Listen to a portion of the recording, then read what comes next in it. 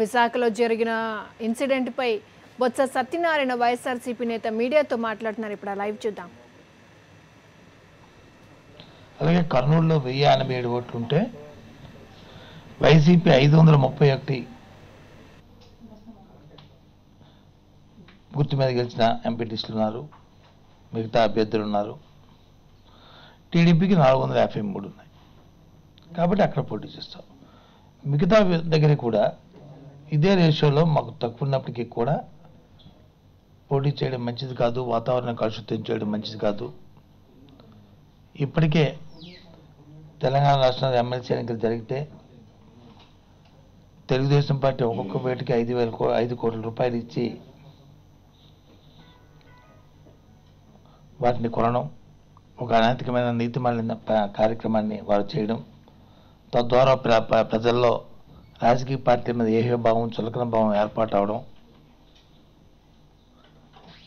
ఈ నేపథ్యంలో ఇది మంచి సంప్రదాయం కాదని మానేసి ఇది పోటీ చేస్తే ఇక్కడ కూడా తెలుగుదేశం పార్టీ ఏ రకంగా అయితే తెలంగాణలో ఓటుకి నోటు అనే కార్యక్రమంతో పోటీ చేసిందో అదే కార్యక్రమాన్ని మళ్ళీ ఆంధ్రాలో కూడా, మన రాష్ట్రంలో కూడా ప్రకాశం, కర్నూలు జిల్లాల్లో చేస్తూ డబ్బిచ్చుకుంటూ క్యాంపులు రన్ చేస్తూ చట్టాన్ని చేతిలో తీసుకుని రాజ్యాంగ విరుద్ధంగా ప్రయత్నం చేస్తుంది. దీన్ని తీవ్రంగా ఖండిస్తున్నాం.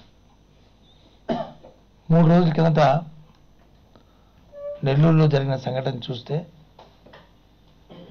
ఏ రకంగా చట్టాన్ని చేతిలో తీసుకున్నారో, పోలీసు వ్యవస్థ ఏ రకంగా వారు ఉపయోగించారో మనకు తాడతలం అవుతుంది. ఇది చాలా దురదృష్టకరం. వ్యవస్థ ఒకసారి పక్కతో పట్టిందంటే మళ్ళీ వ్యవస్థని సక్రమ మార్గంలో పెట్టడం చాలా కష్టతరమైన పని.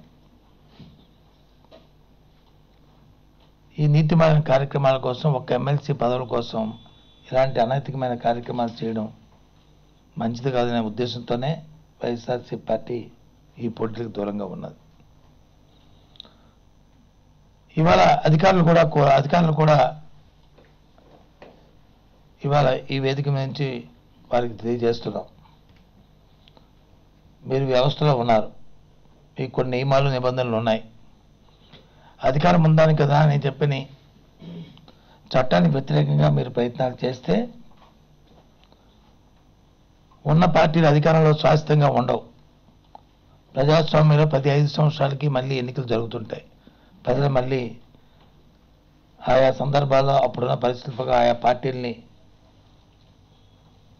గెలిపించే అవకాశాలు ఉంటాయి. మళ్ళీ వచ్చినప్పుడు మీరు తలదించుకోవాల్సి వచ్చి మీరు చేసిన పనికి మీరు సిగ్గుపడవలసిన సందర్భాలు వస్తాయి.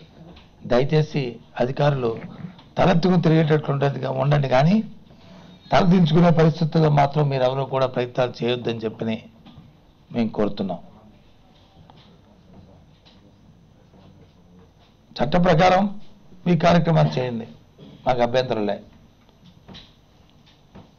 కానీ చట్టాన్ని చేతిలో తీసుకుని అధికారమైన చట్టం అనుకునే ప్రయత్నాలు మాత్రం చేయొద్దని వాళ్ళు కోరుతున్నాం.